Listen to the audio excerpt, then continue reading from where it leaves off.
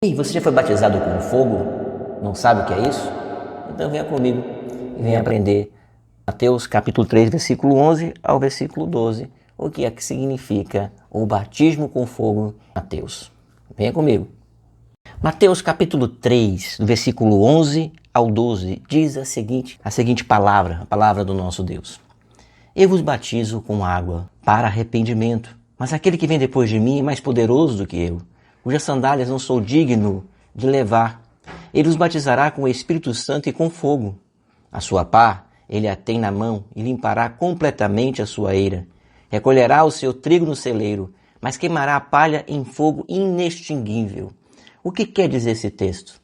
Vamos pensar um pouquinho sobre esse texto. Primeira coisa que a gente precisa entender do texto é que o texto tem o contexto, que está junto ao texto. Portanto, nós precisamos saber se tem alguma coisa dentro do texto. O texto é um evangelho, está falando aqui das boas novas de Cristo, Cristo chegou. O evangelho de Mateus fala do evangelho do reino, o reino chegou em Cristo.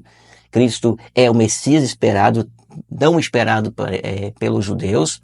Eles estão aguardando o Messias chegar e com a vinda do Messias viria também as promessas que seriam cumpridas. Alguns autores, teólogos bíblicos vão dizer que aqui em Mateus, a partir do capítulo 3, vai ter a inauguração da nova criação de Cristo, através do Espírito de Deus. Aquela ideia de que o povo está no êxodo, depois ele vai agora ser restaurado e vai ter agora a nova criação. O que nós precisamos entender? Entender que Mateus está dizendo que o nosso Deus vai resgatar. E já chegou o momento desse resgate, esse novo resgate desse povo. Esse povo que está agora precisando do Messias, o Messias estava aguardando o Messias veio. E agora, depois que esse Messias veio, o que ele vai fazer?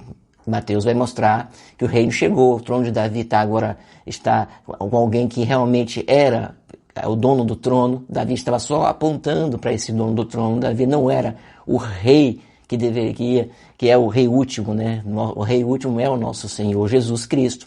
E, portanto, agora em Cristo, nós temos o cumprimento das Escrituras. O novo céus, a nova terra que virão, o reino de Deus que chegou, ainda não, o reino está chegando, está sendo ampliado cada vez mais. Ainda resta alguns cumprimentos, então existe cumprimento parcial e cumprimento total na volta de Cristo.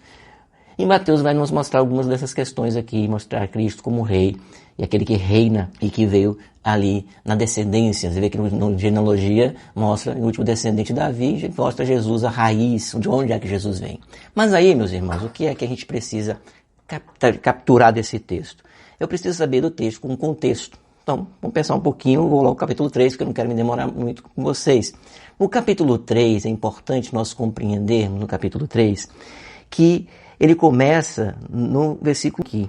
Naqueles dias apareceu João Batista. A gente poderia voltar para saber que dia é esse.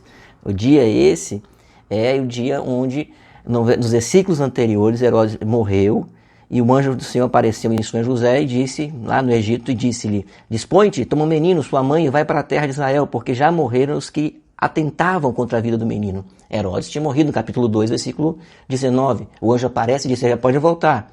Dispõe-se ele, tomou o menino e a sua mãe regressou para a terra de Israel. Tendo, porém, ouvido que Aquelau reinava na Judéia, no lugar de seu pai Herodes, temeu ir para lá e, por divina advertência, prevenido em sonho, retirou-se pelas regiões da Galiléia e foi habitar numa cidade chamada Nazaré, para que se cumprisse o que fora dito por intermédio dos profetas. Ele será chamado Nazareno. Tudo está se cumprindo, tá? A gente não vai aqui abordar todas as questões do cumprimento, porque não é o objetivo, mas aqui está se cumprindo Isaías, capítulo 11, versículo. Mas aqui no capítulo 3, ele diz, naqueles dias, então está tendo um relato, está contando a história, naqueles dias apareceu João Batista pregando no deserto da Judéia.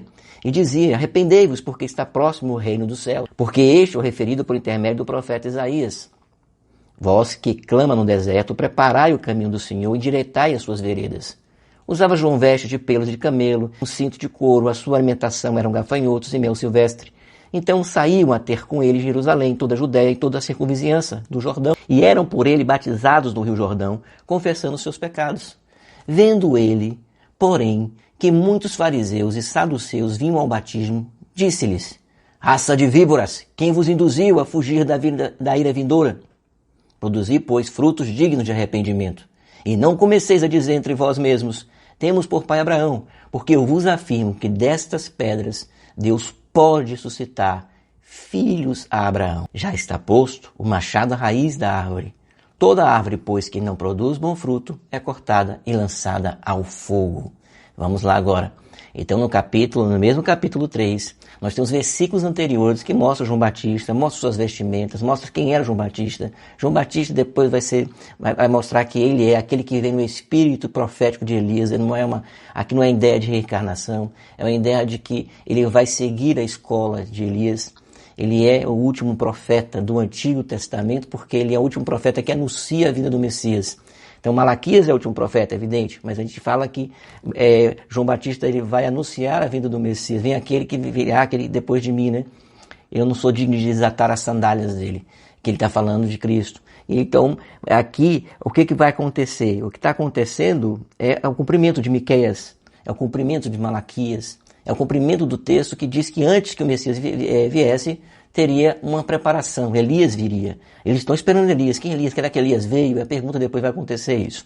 Mas é um aprofundamento do texto. E nós estamos fazendo exposição de Mateus lá na igreja da Memorial da Barra, igreja presbiteriana Memorial da Barra, todos os domingos. E você pode acompanhar no nosso canal do YouTube a exposição completa desse capítulo 3 que já foi pregado. Então não vou retornar a isso aqui. Aqui o objetivo é a gente pensar no que é que a Escritura está falando como batismo de fogo. O que é que está dizendo como batismo de fogo aqui? O próprio texto, nos versículos anteriores, nós percebemos aqui esses versículos, depois de mostrar quem era João Batista, se vestia dessas roupas, mostrando também o cumprimento de algumas escrituras sagradas, identificando também com o próprio texto, com a ideia do tesbita, né, do tesbita. Então você tem toda uma associação de João Batista com a continuidade da ordem profética, da escola profética de Elias. Então Elias já veio, né? É isso que eles falam, Elias já veio. Quem é Elias? Já veio ou não veio? Perguntaram, ele não veio. Ele veio, vocês o mataram. Jesus depois vai falar sobre isso. E aqui, nesse versículo que está no versículo 10, ele está dizendo que o machado está posto a toda árvore, pois quem não produz fruto é cortada. Aí você corta a árvore, você vai fazer o que com essa árvore cortada? Essa árvore cortada é lançada no fogo. Então a árvore que não produz fruto, ela não serve para continuar ali viva, porque ela não está dando ali no sentido bíblico aqui. É claro que é apenas uma forma de explicar. Explicar o seguinte, olha, as árvores que não dão fruto, vocês cortam e fazem lenha para aquecer a noite. Não é isso que vocês fazem?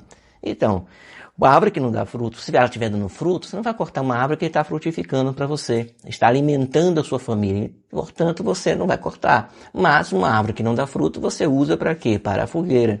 Aqui já está dizendo que o fogo está sendo utilizado para fogueira. Aqui é o fogo que vai queimar ali aquela árvore. A partir do momento, no versículo de número 11, ele está continuando. Eu vos batizo com água, o discurso não terminou. A Bíblia divide aqui, na sua Bíblia talvez esteja dizendo assim, João dá testemunho de Cristo, divide didaticamente. Essa divisão não é uma divisão do texto, do texto original, ou dos originais, né, no plural. Não é uma divisão dessa forma. Os versículos foram colocados os números, não? Os números foram colocados, não as palavras, mas os números foram colocados. Alguns títulos são colocados pela sociedade bíblica para facilitar o leitor o entendimento do texto.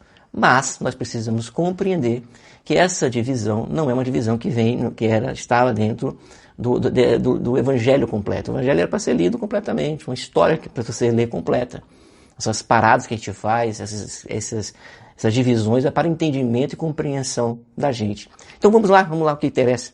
No versículo 11, ele está dizendo que batiza com água para arrependimento. Então tem aqui um batismo com água para arrependimento. Mas aquele que vem depois de mim é mais poderoso do que eu, cujas sandálias não sou digno de levar. Ele vos batizará com o Espírito Santo e com fogo. Pronto. Aqui algumas pessoas acham que esse I é um batismo só. Ele batiza com Espírito e com fogo na mesma hora, ou seja, ou o fogo está ali junto, e as pessoas pensam dessa forma.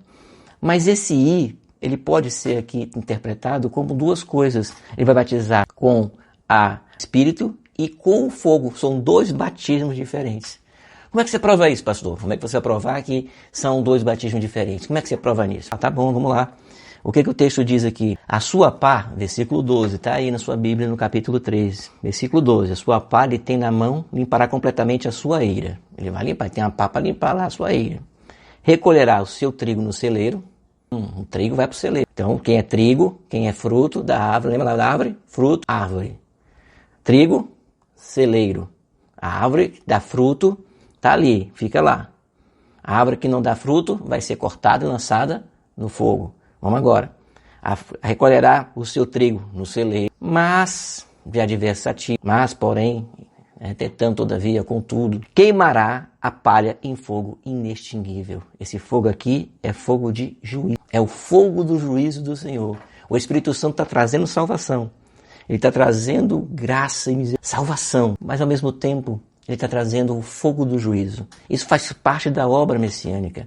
O Messias viria trazer, ele salvaria o Israel, ele libertaria o seu povo, mas também julgaria aqueles que não creem, e os inimigos de Israel seriam julgados.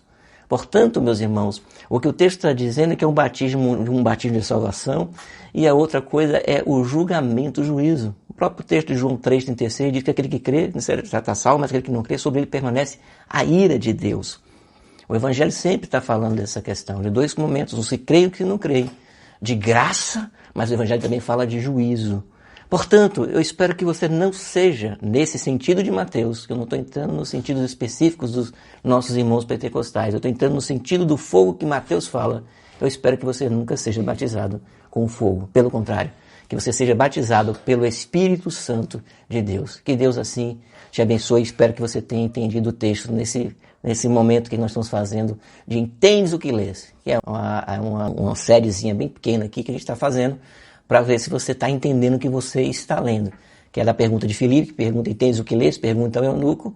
E o eunuco disse, como é que eu vou entender se não há quem me explique? E também do livro do Gordon Fee, chamado Entendes o que lês. O título eu tirei dessa inspiração, mas eu não estou usando o livro aqui com vocês. Deus abençoe, que você seja batizado com o Espírito Santo do Senhor, hoje ainda, quem sabe agora, pela palavra de Deus. Porque a Bíblia diz lá em Efésios, diz o quê? Que após ouviste o Evangelho da verdade, foste selados com o Espírito Santo da promessa. Rapaz, você ouviu o Evangelho, você foi selado pelo Espírito Santo. Que você, agora que ouviu o Evangelho, seja selado pelo poder do Espírito Santo de Deus na sua vida. Deus o abençoe. Ei, esqueci de dizer uma coisa para você. Olha, curta, compartilhe, comente e nos ajude a crescer nesse canal para a edificação de todos aqueles que precisam de ouvir a palavra de Deus. Deus o abençoe.